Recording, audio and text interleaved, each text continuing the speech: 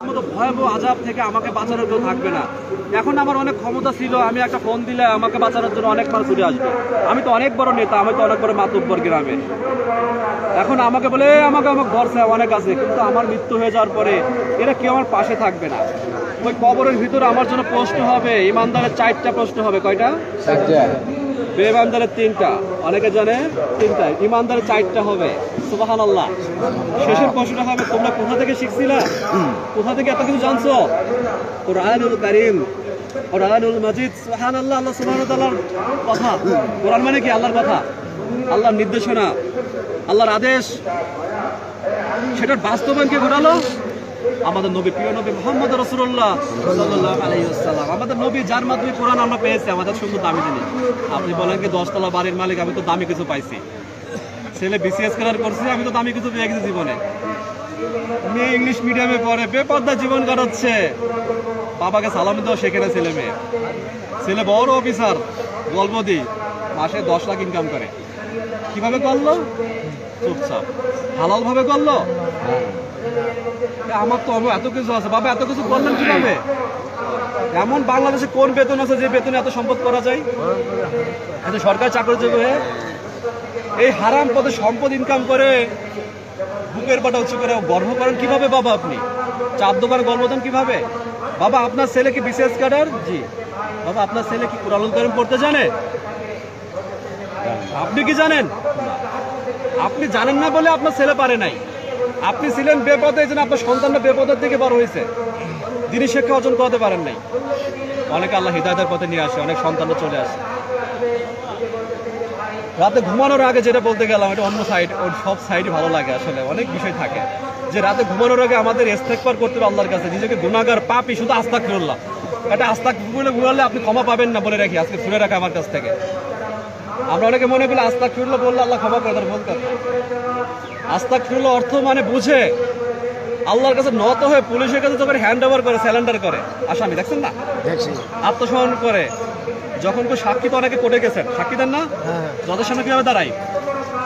সঠিক তো? ঠিক ঠিক বরাবর। ওর কাছে ভাবে দাঁড়ানোর কথা। ইসলাম কি কথা বলছে? দাঁড়াচ্ছেন না? আমি দেখতে সাক্ষী দেখেছি। আমার মালিকের কাছে কিভাবে থাকার কথা ছিল? আমার মালিকের কাছে এভাবে থাকার কথা, কিন্তু আমরা তো থাকি না। ইস্তেগফার আমরা জানি না, শুধু আস্তাগফিরুল্লাহ শিখছি না? আস্তাগফিরুল্লাহ মানিও জানি না। আল্লাহর কাছে ক্ষমা চাই, আল্লাহ তুমি ক্ষমা করো, আস্তাগফিরুল্লাহ। এর মিনিং অনেক বড়। আল্লাহ গো, আমি তো অনেক বড় পাপী, অনেক বড় জঘন্য, তোমার নিকৃষ্ট পাপী আমি পৃথিবীর জমিনে। একজন মুসলমান আমি নামদারি হয়ে গেছিলাম, তোমার আদেশ আমি পালন করতে পারি। নবী, তোমার প্রিয় নবীর আদর্শ আমার ভিতর নাই। অনেকে দাঁড়িয়ে থাকবে না, থাকতেও না পারে, ব্যথা টেন্ডেন্সি নিয়ে আসা লাগবে যদি মৃত্যু হয়ে যায়। আল্লাহ গো, আমি তোমার অনুগ্রহ দয়া ছাড়া জান্নাত লাভ করতে পারবো না, আমি এত পাপ নিয়ে গেলাম, আমার তো কোনো আমল নাই। যদি আজ রাতে আমার মৃত্যু হয়ে যায়, তাহলে এই পাপের বোঝা, এই পাপ থেকে যদি তুমি আমাকে ক্ষমা না করো, তাহলে আমি আমার জাহান্নামের জন্য আমি নিজেই দায়ী। তুমি দায়ী না, আমি দায়ী। কি? আর কেউ দায়ী না। আমার কবরে আযাবের জন্য আমি দায়ী।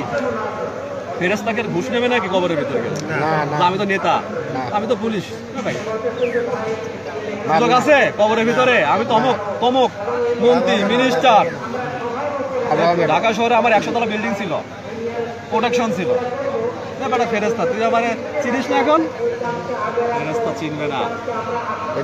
ফেরেশতা বলে কি, এই জমিনের উপর তুমি দাপট দেখাইছো না, এই মাটির উপর দিয়ে, মাটি বলবে কি কবরটা হবে কতটুকু লম্বা জানা আছে?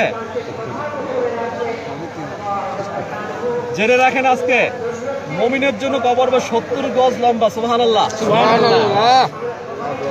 কি ভালো লাগছে মনটা? আমার ভালো লাগছে। আমরা জানি কবর হবে 3.5 হাত, 3.5 হাত কবর হবে। প্রথম স্টেপ, বেঈমানদার কাফের, যাকে আল্লাহকে মানে না, শিরক করে, তাদের জন্য কবর হবে কতটুক? কবর দুপাশ দিয়ে এমন চাপ দেবে, সংকীর্ণ করে ফেলবে, বুকের এক পাশের পাঁজর আর এক পাশে ঢুকে বেরোয় যাবে। ভয় লাগছে না মনে? কবরের আযাবের কথা যদি বলি, চোখ দিয়ে পানি চলে আসে। শোনা কথা, কিন্তু এভাবে কখনো জানি না, আমারও চোখ দিয়ে পানি, এই জন্য বলতে চাই না। কবরের আযাব আর যদি জাহান্নামের গল্প করে আমি মেয়ে মানুষ কেঁদে দেবো, আমি বলতেছি না। যতবার এনে আলোচনা করছো, ততবার আমার চোখ দিয়ে পানি চলে আসছে। রাসূল সাল্লাল্লাহু আলাইহি ওয়াসাল্লাম বলতে জমিনে এর থেকে ভয়াবহ কিছু আমি দেখি না কবরের থেকে। কবরের থেকে ভয়াবহ কিছু পৃথিবীর জমিনে নাই। এই যে রাসূল সাল্লাল্লাহু আলাইহি ওয়াসাল্লাম 4টা জিনিস থেকে পানা না আছে কখনো সালাম ফিরাতেন না নামাজে। জানেন 4টা জিনিস কি কি? 4টা জিনিস না আছে রাসূল সাল্লাল্লাহু আলাইহি ওয়াসাল্লাম সালাম ফিরাতেন না কখনো। কবরের আযাব, জাহান্নামের শাস্তি, আযাব থেকে, দাজ্জালের ফিতনা থেকে, দুনিয়াবী ফিতনা থেকে। এত ভয়াবহ ছিল। ইমানদারের কবর হবে 70 গজ লম্বা। সুবহানাল্লাহ। ওই কবর আমরা জানি কবর, অনেকে বলে কি কবরে চলে যাব। আহারে, আরে কবর কি জানে সে? ইমানদার তো কবরের যাওয়ার চিন্তা করে, তাহলে কবরটাই জান্নাত হবে। সুবহানাল্লাহ। কবরটা কবর না, কিন্তু জান্নাতের একটা সুড়ঙ্গ বাড়ি। ওই কবরের পথ হবে জান্নাতের থেকে কবর পর্যন্ত সুড়ঙ্গ থাকবে, সুঘ্রাণ আসবে। সে ঘুমাবে সেখানে। কেমন ঘুম দেবে? স্বামী স্ত্রীর বাসরঘরে যেরকম ঘুমায় এত মধুর ঘুম দেবে। যখন ইসরাফিল আলাইহিস সালাম তৃতীয় সিংহায় ফুঁকে তাকে উঠানো পায় তখন তার বিরক্ত লাগবে, এত ঘুমটা আমার ভাঙলো কে? ইমানদার, বুঝতেছেন? ইমানদারের কথা বলতেছি। এই জান্নাত, এই কবরের থেকে ওই জান্নাত পেতে গেলে রাত্রেবেলা ওই আমল খুব গুরুত্বপূর্ণ। ঘুমানোর আগে দিনের পাপ তো করাই গেছে, আল্লাহর কাছে ক্ষমা চাইতে হবে। আল্লাহকে পছন্দ করবে না তার প্রতি? আল্লাহকে এত নিঠুর কষ্ট, এত কঠোর আমাদের মতো? আমরা তো সার পুলিশ একটু সার দিতে চাই না, আগে একটা গালে একটা মার দিতে কেউ সার সার মাফ করে দিই। আমাদের মতো দয়া মা নাই। আমরা দয়া করতে গেলে টাকা লাগে, আমাদেরও স্বার্থ আছে। তুই আমার ভালোবাস কিছু চাই, এইটা আমার দিয়ে তারপর তোকে বিনিময় আছে। দুনিয়াতে আমাদের স্বার্থ ছাড়া কেউ ভালোবাসে না, একমাত্র আল্লাহ সুবহানাহু ওয়া তাআলা। জেনে রাখেন, এই পৃথিবীর জমিনে পিতা মাতা বলেন, যাই বলেন, স্ত্রী বলেন, একমাত্র কে আমাকে ভালোবাসে? এই পৃথিবীর জমিনে একমাত্র আল্লাহ সুবহানাহু ওয়া তাআলা। আমাদের কেউ ভালোবাসে, এখানে কেউ নাই। দিয়ে ডেকে নিয়ে আসেন আমার কাছে, যে আমার যদি বলেন আমার প্রিয়, ও আপনাকে স্বার্থে ভালোবাসে। এই কথাটা শুনলে অন্তর ভিতরটা ঘাই দেয় যে আমার আল্লাহ আমাকে ভালোবাসে। নিঃশ্বাস নিল, সকাল একটা দিন পেলাম, সারা রাত মৃত্যু থেকে বেঁচে। না, যেটা বলতে গেছিলাম, ঘুমানোর আগে ইস্তেগফার করবেন বেশি বেশি করে, ক্ষমা চেয়ে নেবেন। আল্লাহকে যতটুকু ক্ষমা চেয়ে নেবেন, দোয়া করে, আল্লাহ আমার তো মৃত্যু হয়ে যাবে, যদি হয়ে যায় আমার তো সুযোগ হবে না, কারো কাছে ক্ষমা অনেক ঋণ হয়ে গেছে, আল্লাহ আমার ঋণটার জন্য আমার সন্তানরা কেউ যেন পরিশোধ করে দিতে পারে, তুমি তাদের ভিতরে যেন আল্লাহ সেই রহমতটুকু নাজিল করো। যদি আমিও না, আমি হয়তো দিতে পারলাম না, যদি ঘুম এখন তার বলতে পারবো ঢাকায় যা ঋণ শোধ করে দিয়ে আসি। জীবনে অনেক ঋণ হয়ে গেছে, অনেক দোকানদার পাবে, অনেকে পাইছে, অনেকে। আল্লাহর কাছে দোয়া করবেন মন থেকে, চোখের পানি ফেলে দিয়ে। এরপরে আপনি ঘুমানোর দোয়া তো জানা আছে ইনশাল্লাহ, ঘুমানোর দোয়া করবেন, ঘুমানোর দোয়া পরে ঘুমাবেন। ঘুমানোর দোয়া সবার অনেকে জানা নেই, জানা অনেক। হ্যাঁ, সুন্দর দোয়া, আল্লাহর কাছে জীবন মিতি করে ঘুমাই গেলাম। রাসূলের সুন্নাহ হচ্ছে কি ডাইন কাঁধে ঘুমানো, হাত দিয়ে ডান কাঁধে ঘুমানো। অনেকে আছে একটা ঘুমানোর মানে স্টাইল কি, রাতে ঘুমানোর পরে এলে ঘুমাই গেলাম কোথায়, মানে মৃত্যুর দুয়ারে চলে গেলাম।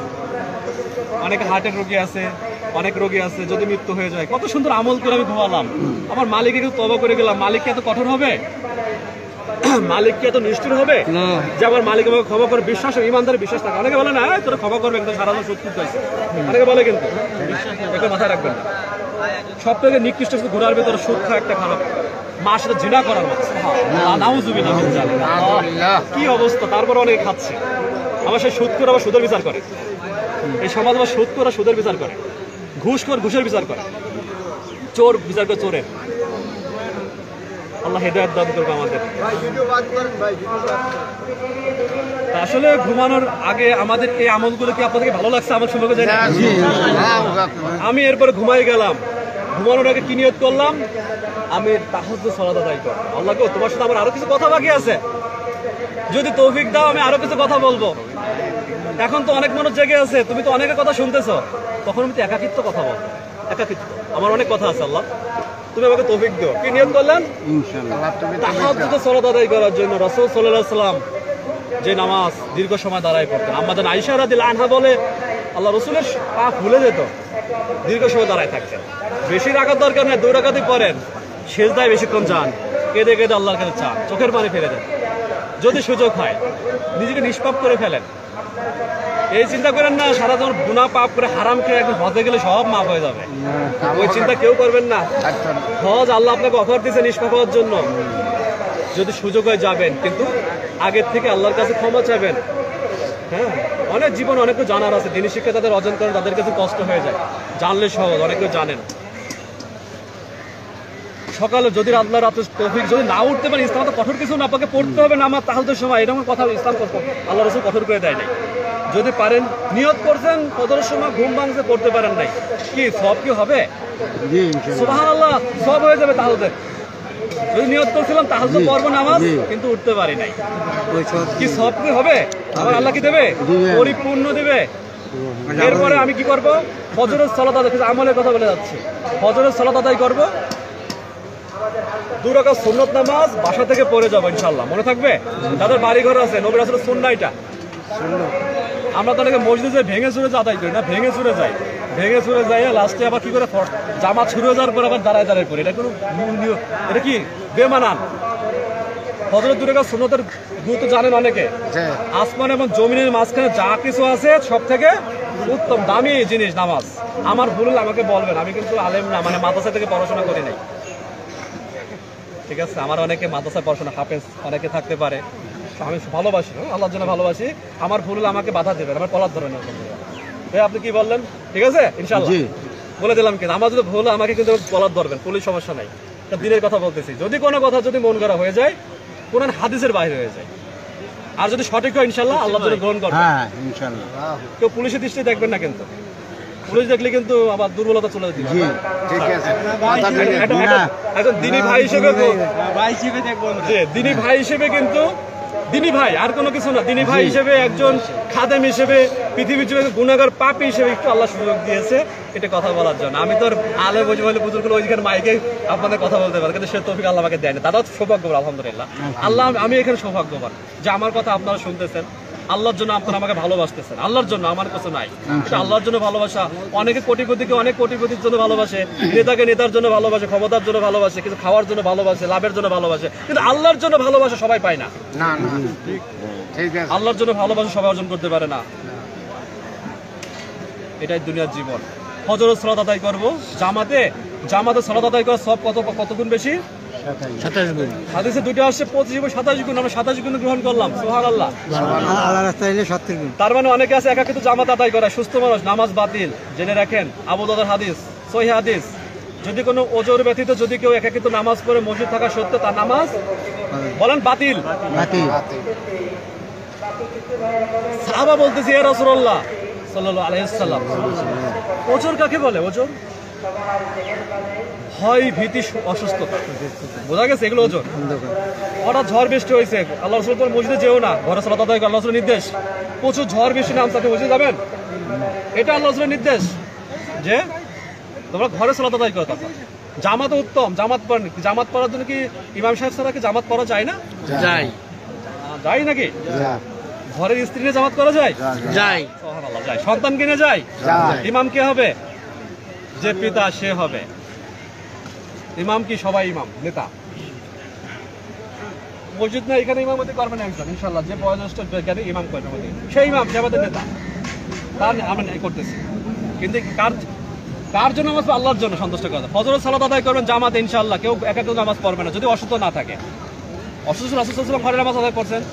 সুস্থ মানুষ কখনো চেয়ারে বসে নামাজ পড়বেন না, চেয়ারে বসে সালাত আদায় করা বেমানান, ঠিক আছে? দরকার ফ্লোরে বসে পড়বেন, পাঁচ এরকম ছড়াই দিয়ে পড়বেন, তাদের সমস্যা নাই, তো চেয়ারে হেলান দেবেন না আল্লাহর ঘরে। অনেকে আছে সমস্যা নাই খুব একটা, কিন্তু ভাব আছে, অভ্যাস হয়ে গেছে, আরে আমি তো কোটিপতি, আমি কি আর ওই। আবার অনেকে আছে জায়নামাজ বিছায় রাখা হয়, তার জন্য অ্যাডভান্স আছে তো, এখানে বসবো অমুক সেক্রেটারি সভাপতি, লাথি দেবের আগে। ফুটবলের মধ্যে কিক দিতে পারেন কেউ, তা কিক দিয়ে দেবেন। যে কথা বলছি কেউ কিন্তু কষ্ট নিয়েন না, আল্লাহর ঘর, এখানে কে কোটিপতি, কে শিল্পপতি, কে ফকির, কে মিসকিন দেখার দরকার নাই। যে আগে আসবে সে আগে দাঁড়াবে, আগে অনেক ফজিলত, চেষ্টা করবে সামনে কাতারের জন্য। রাসূল সাল্লাল্লাহু আলাইহি ওয়াসাল্লাম বলতেছেন সামনে কাতারে এত দামি, এত ভূমিকা, যদি যারা জানতো তারাও কি করতো? প্রতিযোগিতা করতো, প্রতিযোগিতা করতো। দৌড় দিতে নিষেধ করছে। ওই যে একজন মারা গেছে শুনছেন তো, মাগরিব নামাজ পড়তে যাক মুসল্লি মারা গেছে, শুনছেন কেউ? শুনছেন তো ভাই? শুনছেন কিভাবে মারা গেল? বর্দার সাথে ঘাই লেগে। আল্লাহ রাসূল সাল্লাল্লাহু আলাইহি ওয়াসাল্লাম বলে গেছেন তোমরা যখন জামাতে যাবে তখন ধীরে সুস্থে যাও, যেটুক পাও, কিন্তু এমন যে যেও না হার্টের লোকে স্ট্রোক করে না মরে যাও। কেন? সুন্নাহগুলোকে বুঝতে, আমরা সুন্নাহ বুঝি। কেন আমরা বসে খাই, পানি পান করি কেন বসে? দাঁড়াই গেলে আপনার কিডনিতে সমস্যা হয়। কেন টাকনুর উপর কাপড় পরি? ওইখানে বিজ্ঞানীর আবিষ্কার করে। বিজ্ঞান আল্লাহ রাসূল থেকে বড় বিজ্ঞানী আছে নাকি? আমার নবীর থেকে কি বড় জ্ঞানী পৃথিবীতে আছে নাকি কোনো? থাকলে নিয়ে আসেন তো, কোন আছে দেখি, আমি চেহারা দেখি কোন আছে। গুড়ালের উপর কাপড় পরে ওই অংশে ওরা ইউরোপ কান্ট্রির লোক, আমাদের যে চাইনারা, ওরা ইয়ং জেনারেশন পরে, এখানে ক্যালসিয়াম হার থাকে, খোলা মানে সূর্যের রশ্মি থাকলে ওইখানে হরমোনের বিষয় আছে। আর আমাদের নবী সাল্লাল্লাহু আলাইহি ওয়াসাল্লাম 1500 বছর বলে গেছে সুবহানাল্লাহ, গুড়ালের উপর কাপড় পরবে। আমার নবীর, আমার বড় বিজ্ঞানী পৃথিবী পড়ে গেছে, পৃথিবীর জন্য আল্লাহ তাআলা থেকে বড় কিছু নাই। কিন্তু নবী আল্লাহ, এটা তো আল্লাহর কথা, নবীর কোনো কথা আছে নাকি? কেউ এমন কেউ আছে নাকি বিশ্বাস করে নবীর কোনো কথা আছে? ওহী ছাড়া আমার নবী কখনো কথা বলতেন না, মনে রাখেন। ওই ছাড়া কোনো অনেক একদল ব্যক্তি আছে আহলে কোরআন, কি ওটাকে নব্য কাফের বলে আমরা, আমি বলি, যারা কোরআন মানে কিন্তু হাদিস মানে না, আহলে কোরআন, আহলে দাবি করে। তার কথা আল্লাহ রাসূলুল্লাহ, আমার নবী মুহাম্মদ রাসূলুল্লাহ সাল্লাল্লাহু আলাইহি ওয়াসাল্লাম 15 বছর আগে বলে গেছে, সাহাবা ইজমান, শুনে রাখো, তোমরা শুনে রাখো, যখন তাদের কাছে আমার বাণী পৌঁছাবে, চেয়ারে গদি হেলান দিয়ে তারা থাকবে, একদল ব্যক্তি যখন তারা পৌঁছে থাকবে, তাদেরকে বলা হবে আমার বাণীর কথা, তারা বলবে কোরআন থেকে দলিল নিয়ে আসো, এটা মানি না। আল্লাহ রাসূল বলে গেছে কত বছর আগে, সেই 15, আজ এখন সে 1450 পার হয়ে গেছে, হিসাব করে দেখেন, প্রায় 1500 হয়ে গেছে মনে, আমার মেবির ধারণা হয়ে গেল 1500 বছর হয়ে গেছে হিসাব করে, 1450 বছর আগে, আগের হিসাবে আমরা বলি 570 দেখেন হিসাব করে, যাক হতে পারে, যাক ওটা বলি আল্লাহ মাফ। শোনো, সঠিক করার চেষ্টা করে, আল্লাহর পক্ষে, ভুলটা শয়তানের পক্ষে হতে পারে, আল্লাহ হেফাজত করে। যেহেতু আমি খুব বাসি কথার ক্ষেত্রে, আমার জবান থেকে খুব বাসি, কিন্তু কথা বলি খুব হিসাব করে কথা বলি, খুব কথা, আমি ভয় পাই ভাই। আপনারা তো শুনতেছেন, তাহলে দায়ী তো আমি থাকবো, এমন কথা বললে আপনি শুনতেছেন, তাই আমি থাকবো না কিয়ামতের মাঠে? অনেক কথা বলে, এই কথা তো বলা তো সহজ না, এত সহজ নয় কথাগুলো বলা, মনে করি খুব সহজ কথা না, জানা ব্যক্তিকে তো সহজ, যার ইলম আছে তার জন্য সহজ। ঠিক আছে, কি জন্য বলতে গেলাম একটু মনে করে দেন তো, কোন বিষয় বলতে গেছিলাম? হ্যাঁ, টাকনুর নিচের গুড়ালের, অনেকে আছে, আমরা মুসলমান অনেক আছে যে গুড়ালের নিচে কাপড় পরে আবার নামাজের সময় আবার উঠায়। এরকম কোনো দলিল কেউ আছে নাকি? আছে নাকি কোনো কোরআন হাদিসে লেখা যে তোমরা সালাতে যখন যাবে তখন গুড়ালের উপর কাপড় রাখবে, আবার যখন সালাত শেষ হয়ে যাবে টাকনুর নিচে কাপড় ছেড়ে দেবে? আছে নাকি কোনো কথা? নেই। নামাজ আদায় করার সময়, নামাজ সালাত অনেকে বলছে না, নামাজ বাংলায় বলি, নামাজটা কোরআনে নেই, এটা আমরা বলি সালাত, যাক নামাজে বলি। নামাজে গোড়ালের উপর কাপড় রাখতে হবে, নামাজে এমন কোনো কথা আছে নাকি? একজন মুসলমান সর্বদা গোড়ালের উপর কাপড় পরবে, আমার নবীর সুন্নাহ আদেশ। এর ভয়াবহতা অনেক কঠিন। ভয়াবহতা কি? আল্লাহ সুবহানাহু ওয়া তাআলা সেই কিয়ামতের মতো মাঠে, যেখানে মাঠটা ইয়ানফসি, মানুষগুলো তখন পাগল হয়ে ছুটবে, মানুষের গুনার জন্য মানুষ সেদিন পাগলের মতো ছুটে যাবে। যার হাতে বাম হাতে আমল নামা দেওয়া হবে, সে বুঝে যাবে আমার শেষ, আমার খেলা শেষ। বাম হাতে আমল নামা মানে কি? আমি জাহান্নামের টিকিট আমাকে দেওয়া হলো। সে বাঁচার জন্য বলবে কি, এটা আমার আমল নামা না, তোমার ফেরেশতা ভুল করছে। ফেরেশতা কি ভুল করছে নাকি? এখন তো অনেক কথা বললে বলবো যে আপনি ভুল করতেছেন। তখন তো অনেকে মিথ্যা বলে বাঁচার জন্য, যে আমল নামাটা আমার না, ফেরেশতা তোমার ভুল করে আমাকে দিছে। আল্লাহ সুবহানাহু ওয়া তাআলা জানে না তুই দুনিয়ায় যে কত কিছু করছিস। এখন আমার এই দুনিয়ায় জানা, কোনো মানুষ কি কিয়ামতের মাঠে আল্লাহ সুবহানাহু ওয়া তাআলাকে দেখতে পাবে? ক্ষমতা নাই। একমাত্র জান্নাতীরা আল্লাহকে দেখবে। সুবহানাল্লাহ। জান্নাতের সবথেকে বড় নিয়ামত হবে আল্লাহ সুবহানাহু ওয়া তাআলাকে দেখা। যে আল্লাহ পৃথিবীতে সৃষ্টি করেছে সে আল্লাহকে দেখা। কি ইনশাআল্লাহ আমরা কি দেখতে চাই না? ইনশাআল্লাহ। তাহলে কি নামাজ দেখা যাবে নাকি? মুসলমানের জন্য অনেক কথা বোঝায়, শয়তান ধোঁকা দেয়। নামাজ করে যদি সুদ খায়, ঘুষ খায়, হবে নামাজ? আরে নামাজ কত দেখলাম, কত নামাজে দেখলাম, এরকম শয়তান ধোঁকা দেয়, বলবে আপনার ভিতরে নামাজ কিসের ইবাদত? আগে নিজে ভালো হও। আপনি জিনা করছেন সারা রাত, নামাজে যান। সুদ খাচ্ছেন, নামাজে যান। ঘুষ খাচ্ছেন, নামাজে যান। ওই নামাজ আপনাকে পরিবর্তন করে। খালি নামাজ পড়লে হবে না, রাসূল সাল্লাল্লাহু আলাইহি ওয়াসাল্লাম যেভাবে সালাত আদায় করছেন সেভাবে নামাজ পড়বেন। নামাজ শিখাইছে কে? হুজুর শিখাইছে? বড় তো শিখাইছে? পীর সাহেব শিখাইছে? আমার নবী শিখাই দিয়ে গেছে। কোথায় হাদিসে আসছে তার আমাদের সে বর্ণনা শোনাইছে নাকি? কথা ভুল হলে কিন্তু বলবেন। আমার মনে হয় না, আমরা অনেকে বলে যে আপনি নামাজ এভাবে নামাজ আপনি শিখছেন, আপনি আল্লাহ রাসূলকে দেখছেন। অনেকে প্রশ্ন করে, হ্যাঁ আমি আল্লাহ রাসূলকে দেখেছি, অবশ্যই দেখেছি। আমি আমার নবীকে দেখেছি। কিভাবে দেখলাম? হাদিসে যখন আমি পড়ছি আমার নবীকে আমার হাদিসে পৃষ্ঠায় দেখেছি, সুবহানাল্লাহ। আমার নবীকে হাদিসে পৃষ্ঠায় আমি দেখেছি। আমার নবীর সুন্নাহগুলোকে যখন পড়ি তখন আমার নবীকে চোখ থেকে দেখেছি। আমার নবী কিভাবে হাসতেন, কিভাবে কথা বলতেন, কিভাবে কি আমল করতেন আমি কাছ থেকে দেখেছি। কিভাবে দেখলেন? হাদিসে আমি দেখেছি। সহিহ হাদিস, তাই বলে আবার জয়ীব জাল হাদিস না, বানাওয়াটা অনেক হাদিস আছে কিন্তু। এখন একটা হাদিস তৈরি করে আপনার ছেড়ে দিলাম, হাদিস হবে না, হাদিস সহিহ হাদিস, খুব সে হাদিস। ওয়ালাইকুম আসসালাম ওয়া রাহমাতুল্লাহ। খুব নিখুঁত হাদিস মানবো। হাদিস মানে নবীর সুন্নাহ। অনেকে বলে কি হাদিস মানা আমার সুন্নাহ। হাদিস সুন্নাহ আপনি কোথা থেকে পেলেন? আপনি যে সুন্নাহর কথা বলেন, সুন্নাহটা কোথা থেকে পেলেন? কুকুরের গোস্ত খাবেন না, কোথা থেকে পেলেন আপনি? কুত্তার গোস্ত খাবেন না। আমার নবী তো সবকে জানাইছে আল্লাহর মাধ্যমে, তার ওহীর মাধ্যমে। মুহাম্মদ জিহ্বা টেনে ছিঁড়ে ফেলবো, কেটে ফেলবো, আল্লাহ তাআলা বলে দিছে নাকি? মুহাম্মদ খবরদার, তোমার হাতে কিন্তু হিদায়াত নাই। খবরদার মুহাম্মদ, হিদায়াতের মালিক কে? একমাত্র আল্লাহ। আর কোনো মানুষের হাতে আছে দেওয়ার ক্ষমতা আছে? আর আপনার হিদায়াতকে আমি চাবেন, আপনি চাবেন? কিয়ামতের জীবন ব্যবস্থা যে আল্লাহ ইবাদত করে জান্নাতে যেতে হবে। কিয়ামতের মাঠ শুনবেন, কিয়ামতের মাঠ সম্পর্কে শুনবেন না?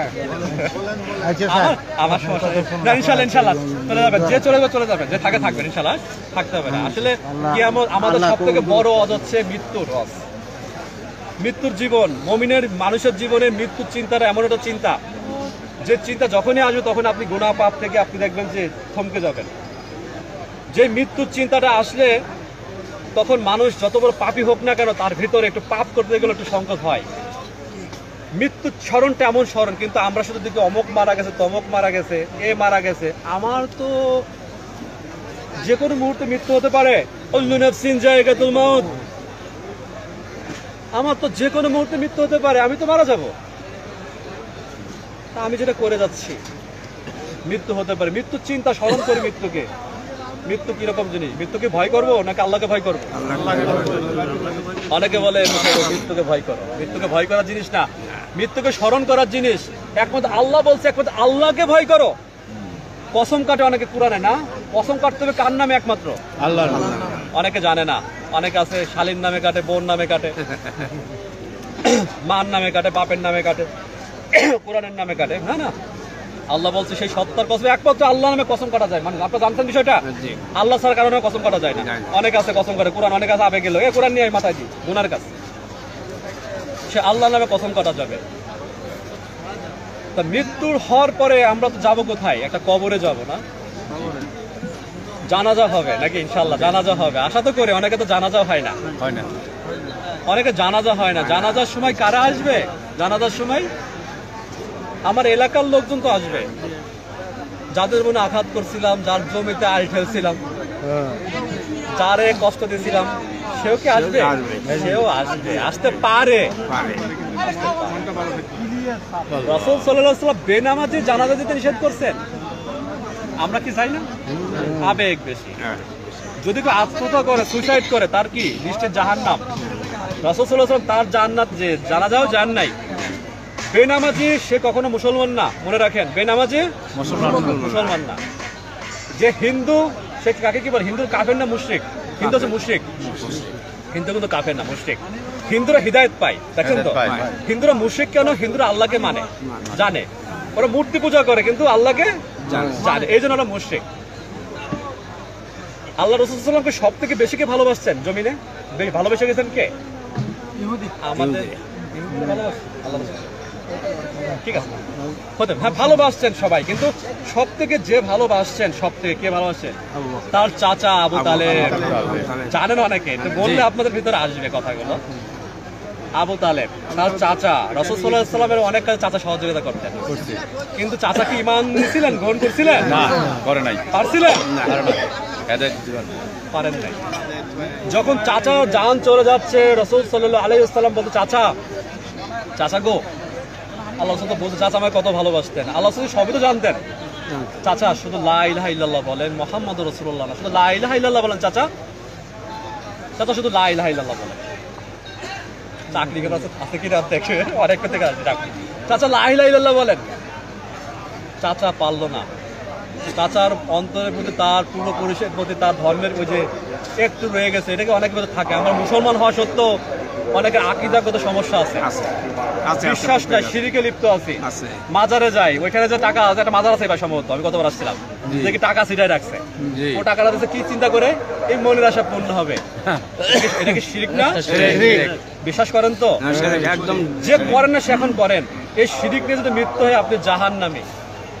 আমরা জান্নাত জাহান্নামের নির্দেশ কাউকে দিতে পারি না, কিন্তু যে শিরক করে আল্লাহ তাআলা জানাই দিচ্ছে জাহান্নাম থেকে আল্লাহ তাআলা মানুষকে বের করবেন। ফেরেশতারা চলে যাও, ওই যে আমরা বলি একদিন জান্নাতে যাবো বলি তো নাকি অনেকে, একদিন জান্নাতে যাওয়া যাবে, ওই জাহান্নামের আযাব সহ্য করে যেতে হবে।